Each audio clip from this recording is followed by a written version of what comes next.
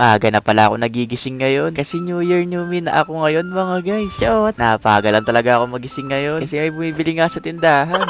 Asan kaya nagpunta si mama? Pero isa sa New Year's resolutions ko nga ngayon ay magising na maaga. Tapos di na mangungupit dito sa tindahan ni mama. Kasi mabait na tayo ngayon 2025 mga guys.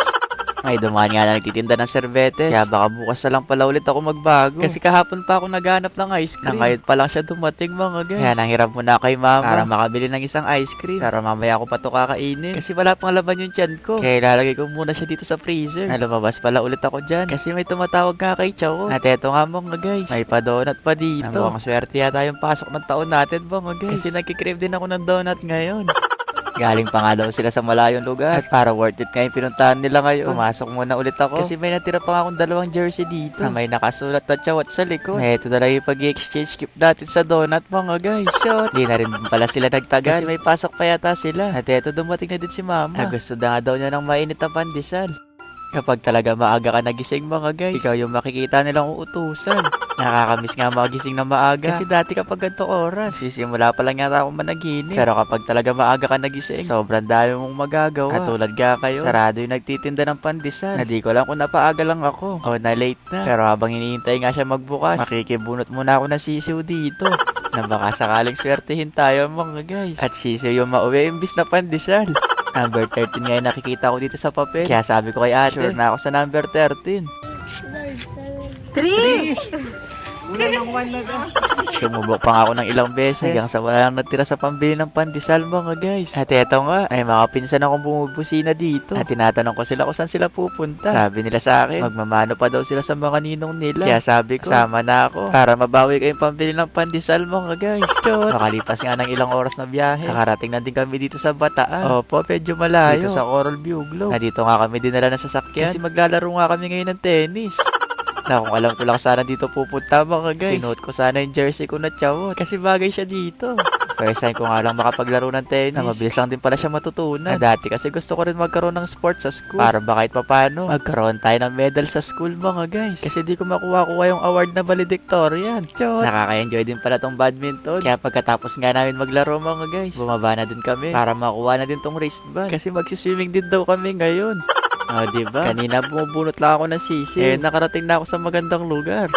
At may hawak pang menu si Chow. Sa mga oras na yan, tinitignan ko na lang kung may pandesal dito. Pangalawang balik ko na din pala to sa Coral View Globe. Nabuti na lang talaga inaya nila ako. Kasi solid. Ang sasarap na mga pagkain nila dito mga guys. Sobrang bait din ng mga staff. At sobrang ganda ng ambience. Kaya talagang binabalik-balikan. At tignan nyo, binalik ako ng tadhana dito mga guys. Shot! Na-message ko na din pala si mama. Na yung sabi niya sa akin, sige anak, mag-enjoy ka lang dyan. Huwag mo muna akong isipin. Basta pag uwi mo, pumili ka na lang ng ipapalo ko sa'yo. Shot! Mabait naman si mama mga guys. Kaya shoutout ko na lang siya dito sa vlog. At dahil lumaki nga akong Boy Scout, may sado naman ako sa loob. Kaya pwede pa naman tayo mag-swimming. May boxer din naman ako. Kaya pwede talaga mga guys. Kaya pumunta na rin ako ng dagat para mapahanda na yung jet ski. Matagal na rin tayo hindi nakaka-jet ski mga guys. Kaya sabi ko kina kuya, isa pong jet ski, bayaran ko na lang po pag uwi. Kasi wala akong dalang pera ngayon. Kaya uutang muna si Chawat. Nag-request din pala ako ng kayak. Kasi kapag ganitong oras nga, ang sarap talaga magkayak sa dagat. Ay, shoutout ko lang ulit si mama. Mabasa na lang po yung nasa taas. Na baka mamaya ko pa mauuwi yung pandesal. Chot! Pero yung sabi nga ni mama sa akin, wag na daw ako sumakay kung saan-saan. At pupunta ng dagat, lalo na sa malayo. Pero sabi ko naman sa kanya, minsan lang talaga to. Sabi naman niya, di na daw niya talaga ako uutusan sa susunod. Lalo na sinama ko pa daw yung ate ko.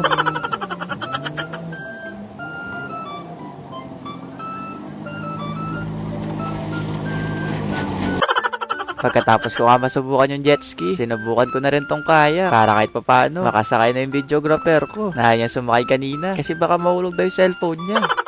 Sabi ko kay ate, siya naman videohan ko kasi parang nasa Boracay din siya ngayon.